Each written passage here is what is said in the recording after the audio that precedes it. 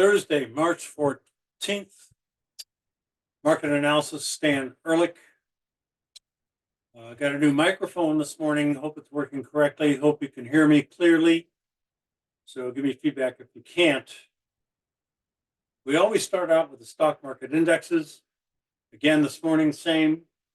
We got the spider, my favorite, SPY, showing on the screen. Currently, we're down about 2 points. Around yesterday's lows, a little bit of a dip down, failing to make new highs for the trend. And as you know, for the last, 2 to 3 weeks, I have been looking for a sizable, not huge, downside correction in this long-term bull market. I don't think it's going to last very long, 2, 3, maybe 4 weeks. I think it's going to create a great buying opportunity soon, but it hasn't started. It looks like it did a couple times before, but this market's been very, very strong, and it popped into new high ground again and again. So are we starting something this time? I can't say no. I have to repeat what I've been saying.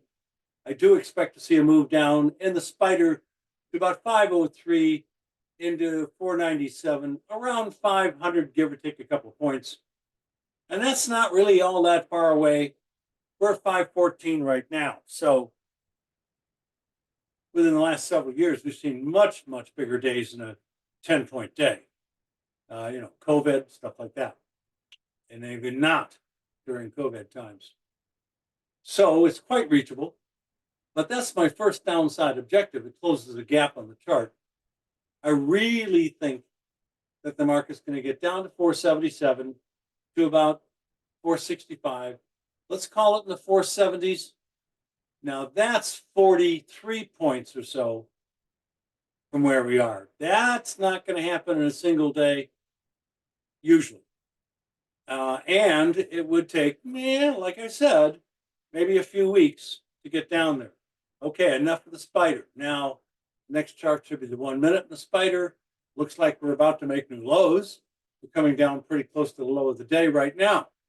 So down about a little over 2 points. Yeah, I think it'll start to slip a little more. And then tomorrow's Friday, the end of the week, and we could see some more follow through. Next, the E-mini and the comments I'm going to be making in most of these index charts is going to be similar. E-mini managed to make a tiny higher high than yesterday, and we are currently below yesterday's low. We have an outside down day, but we don't have an overbought condition within the last few days, and that's what I need in order to get a bearish signal for my ER signals. It's very close. It is a very close substitute. It is not quite exactly what I want. It might be important. Period. Here's the way it's been acting. On the 1 minute chart, you can see that California time, in the middle of the night, last night at 1:11, it made it a little bit above yesterday's high, yesterday's session's high. And the day before that, for that matter. They're about the same over here, here, and here. So we have the higher high.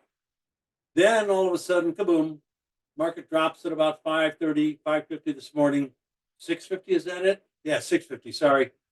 Probably some economic news that wasn't too great. And we're still suffering from that, supposedly, and near the low of the session. And I think about ready to make new lows again. But we've already done the trick. We've been below yesterday's low and currently trading below the previous close, down 25.5 on the E-mini. So the only thing I was missing was the daily overbought condition, and I would have an official sell signal. Next, QQQ. Didn't make it strong enough. Going sideways literally for about 2 weeks here. No upside, downside progress. I do want to show you that the high day, which was March 8th, is a bearish engulfing. Unfortunately, it wasn't overbought. Again, very, very close. And I would have, could have, should have, but I just didn't quite get the numbers. Had a sell signal on the top of the QQQ, but it's not quite there. Too bad. I still think, like I said before, Short-term support at 433 is going to be broken. We might bounce a little off of 429. These are all minor stuff, and maybe down to 416. But the real point here in the QQQs is going to be from 412 to 395. Let's call it 400, give or take 5 points or a little more. But that's about it. Next, 1 minute, actually 5 minute on the QQQs. You can see that we're just not making any upside progress or downside progress yet.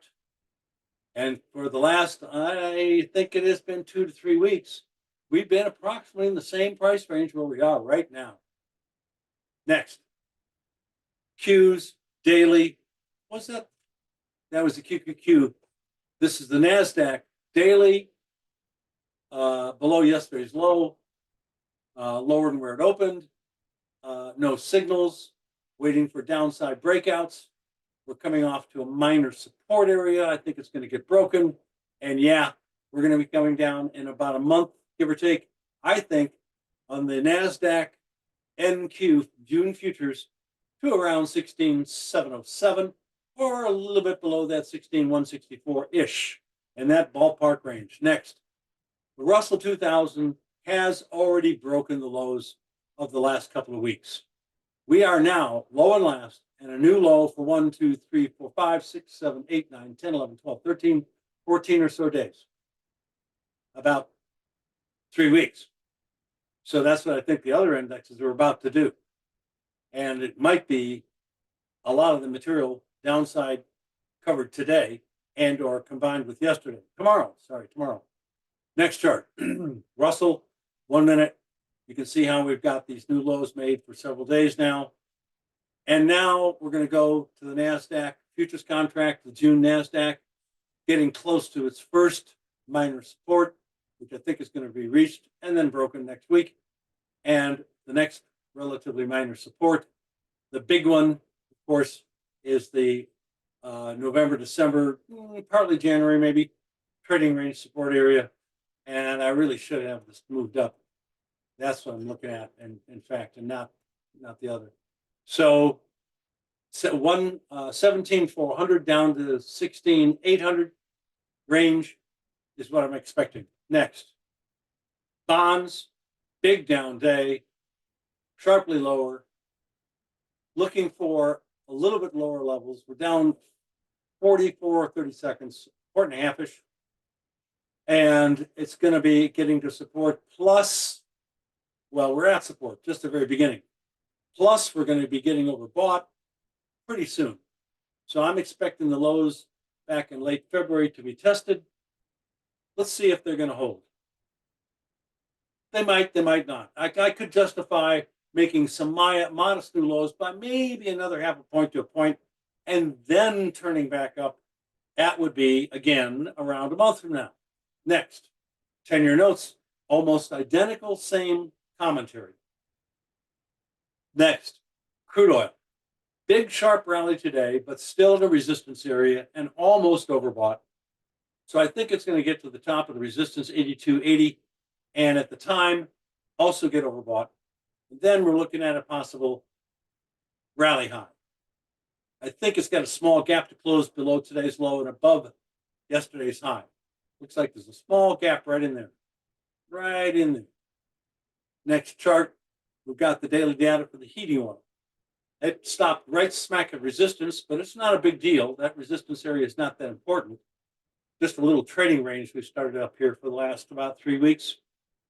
So maybe that's all it's got, but there's no other reason. It could get up to my resistance area up here. And that looks a little more likely. And then it'll be closer to overbought or maybe even overbought, and down will come after that. So it's kind of important to watch today's high, but it'll probably be broken and rally up a little bit more for a few more days. Next, we're almost exactly in the opposite circumstance. We're at the bottom, a little support, the low made about a month ago in natural gas. Today does have an outside trading range. It's not oversold, or low is very close. So I am expecting this bullish engulfing, if it stays higher than yesterday's closing, and it looks like it probably will. We're up 0.046 at the moment on natural gas. So we're going to end up with potentially a double bottom with a high up here at the top of resistance. If the double bottom complete pattern kicks in correctly, then we'll probably be going up to something in the ballpark of 2.440. Pretty darn good rally from here. But I don't know that the double bottom is going to work out correctly yet. But I like the fact it's a bullish engulfing. That implies higher. And the double bottom possibility. Next chart, unleaded gas. Down day, minor new lows. Double top formation in resistance. Probably going to start breaking down below previous lows and staying there. And that would be the important low on February 26th. Closing below that, which is 2.49, we're going to see it start to drop off a lot faster and quicker, probably. And then a longer-term bearish scenario starts to kick in. Next. Well, gold did have a huge rally. It did so far turn out to be a blow-off top. But blow-off tops usually start dropping very sharply and quickly, like 2 days after. But now, for 2 days more, 4 days after the top, we're going kind of sideways at the moment. That's not, like I said before, typical of a market that gets up to 94 in the RSI. That's the highest level for years. Like, that's what caused me to claim blow-off top. If this develops into something real significant toppy-wise, we'll start calling it a broad double top maybe. Because the last one was not too far from the same price back around, what was that? December 1st. But that's a long way down. First, let's get down to 2100, 2100, and maybe a little lower. And we'll see how we get down there and what develops in the meantime. So I'm slightly bearish. Silver. New high today. Lower at the moment on the day than yesterday's close, which was a big sharp up day. Maybe sort of like, not quite looking quite like gold, a blow off top, maybe. Higher high, lower quotes at the moment, minor downside, not really very trustable. Reversal are really not overbought that much, but we have been overbought for several days. I think there's a chance we could be turning down. I can't really come to that conclusion at the moment. We'll see. Stand by for silver for a day or two here. Higher high for copper, platinum. Around a little bit of resistance, not important. I think we could rally still back up to the 966 area, 966, up to 971-ish. But this does show some superficial indications of possibly turning down. I can't say, not very sure about this. Neutral momentarily with a slight bit friendly attitude because it has bottomed out in a good support area. And that was a week or two ago. So I was right about that stuff. Now I'm trying to get a turning point back down. I can't come to that conclusion yet. Copper, in resistance, very strong, significantly overbought. My favorite combination, poked in a minor new high right at the top, basically, of the resistance area, and is now lower on the day. This does look like it is starting to turn down. Again, big two pieces of evidence, top of resistance area and significantly overbought. We made a higher high and it's not holding.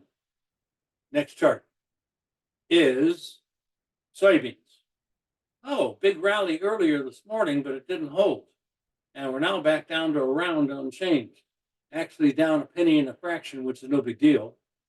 But the fact that we got way up 25 cents higher than our current prices, and it didn't stay up there, that has definite bearish implications.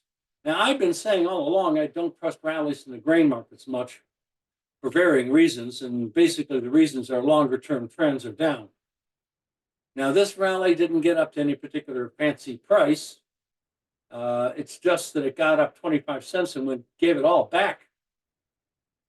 That, again, is not particularly good news. If you were long, you wouldn't like that a darn bit. If you sold it on the rally, which is pretty gutsy, you'd be looking pretty smart at the moment. Well, could be turning down, best I can come up with at the moment. We're also overbought for the third day now in soybean meal, oil. I keep doing that. Soybean oil, very close to resistance, kind of getting into that resistance area, not quite. But at any point, I think it's going to turn down. And now we're lower on the day by a little bit after making new highs for a couple of 3 weeks, maybe a month plus. Again, overtones of bearish activity. Could be turning down. Next, meal. Oh boy, same story. Made a new high for weeks, little bit above resistance, but it didn't stay there. It's kind of the reverse of an example I give, pushing a ping pong ball underwater and letting it go. It bounces back right up again to the surface or higher. This was up there already and got filled with lead and dropped into the support area and is still sinking. Huh. That's bearish looking. This could be the turning point for sliding down. So there you go, bearish comments or kind of activity developing in the bean complex. Corn, well, it didn't even make a new high. It's already taking out the lows of the previous 3 days, near the low of the day. Again, don't trust the rallies, and looking for a turn down. Came close to being overbought. We could have started turning down basically 2 days ago at the high day, but there's no particular evidence on that day. Today, we're starting to see something a little bit more bearish looking, but there is a little support underneath. A bear market's going to fiddle around in there slightly maybe and then break down. Next, we've got the 1 minute on the corn, starting to come down pretty good. Next, wheat. We had a couple of buy signals in the last couple of days. They don't seem to be working. I don't have the strategies running on this at the moment. You can see a bullish engulfing on March 8th. Another one, an outside up day, and it was oversold on March 11th, Friday and Monday. Now, Monday's bullish engulfing did follow through a little bit on Tuesday with a slight rally. So there was some minor bullish potentials and bullish profit-taking potentials. But normally staying with the code and the intermediate to longer term situations, not necessarily the scalping version, we are now at a little bit of a loss. And we've also added an ER3 trade right in the ballpark of yesterday's low price, which, by the way, I think was exactly 1 tick above the ER3 entry. We bought almost the exact tick low yesterday, but not holding. We're not stopped out yet because the stop would probably be below the low of the signal days, and the lowest one was on Monday. So we still have a good chance, but it doesn't look good at the moment, for it to start swinging right back up again and start to make new highs. And that's what I'm expecting, but I'm not seeing, and it causes me a little concern. But you're not supposed to trade on emotion.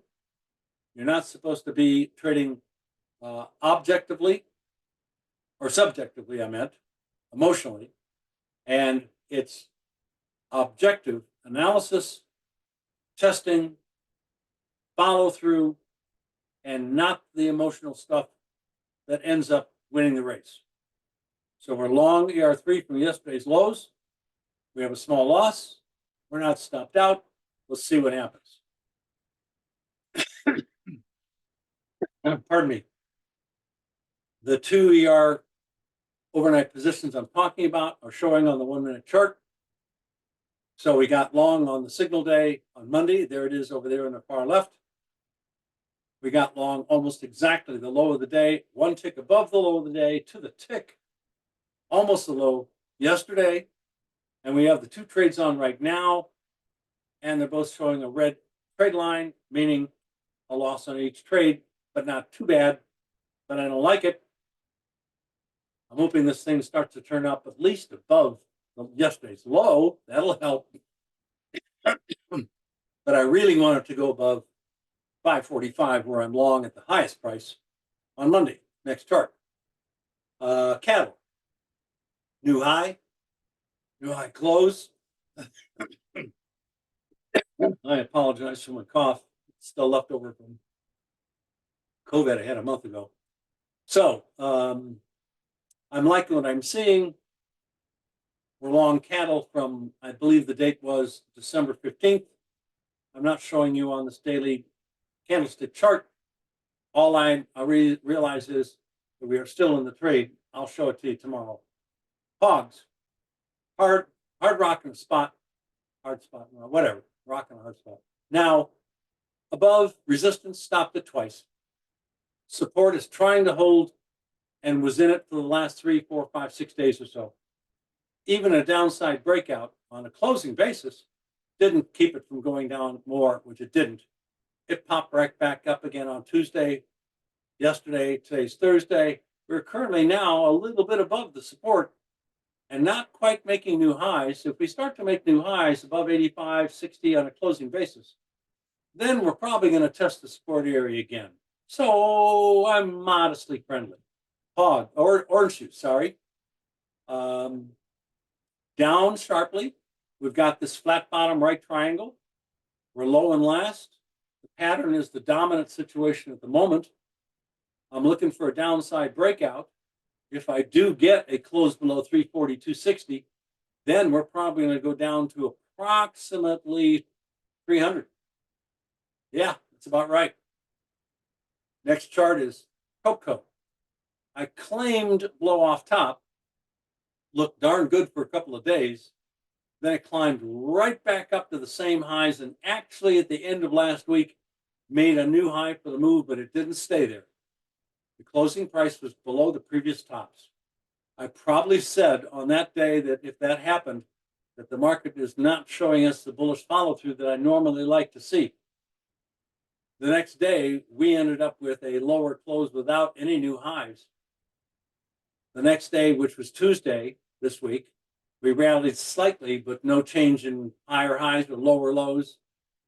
Kind of irrelevant. Yesterday, we started to sink a little, but nothing particularly significant. And today, we see a new low for the whole week. It looks like our closing price is going to be a new closing price for the whole week. I'd like to see it close below all the other lows this week, but it doesn't have too much more time until the close. Let's see. I'm turning bearish. Double top, blow off top, extreme overbought conditions, and a double divergence for the last three or 4 weeks. Next chart is coffee. Broke the bear trend line, but couldn't hang in there. Hit a resistance level yesterday. It's pulling back 100% today below that resistance. In fact, we're almost low and last right now at right around yesterday's low, way under resistance, back in the same pennant formation. That's not bullish, usually. So I'm looking for a test of the bottom of the pennant, which would be around 179, a little under 180, and maybe breaking out to the downside soon, next week. Sugar. Got just barely oversold just a few days ago, beginning of the week, and we've seen a little rally. Not trusting this, still bear trend. Resistance has stopped rallies, even this week. Minor area. Resistance stopped Wednesday's rally. I meant Tuesday's rally. I think we're going to go down to 19.3 on sugar and make new lows. And lastly, we've got cotton the rag. Now remember, I'm talking about a head and shoulder top forming before it breaks out. The last time I saw one of these before the fact, and it worked very, very accurately a month or so later, was orange juice. This has a last shoulder high today. The timing is dead to the day, perfect. First shoulder high, one day after, 2, 3, 4, 5, 6, 7 days later, you have a top. Now it should be around or exactly 7 days later for the next high, which should be the last shoulder high. And we almost have a bearish engulfing today. 1 day later, 2, 3, 4, 5, 6. Yep, 7 days. to the day, almost a sell signal for bearish engulfing, not my ER sell signal. We didn't get overbought, unfortunately, but that's not uncommon on a last shoulder. But it's acting right. I'm looking at the neckline here at 93 3/4 being broken maybe this week, tomorrow. The downside objective I will put on the screen. I think, yeah, I did. Here we go. Is approximately 82.50. That's it. E-mini again, spider actually, low and last almost. Oh boy, looks like we're going to be making new lows here. This is the 1 minute S&P 500 E-mini, ES, and we're very close to these lows. I think we're going to start nosediving a little bit. Am I? Oh, no. Oh, there we go. Okay, my bad. The price was pushed off the right. I kind of didn't, something was wrong. We are in new lows. Great. Have a great trading day. Profitable trading to you. Mañana.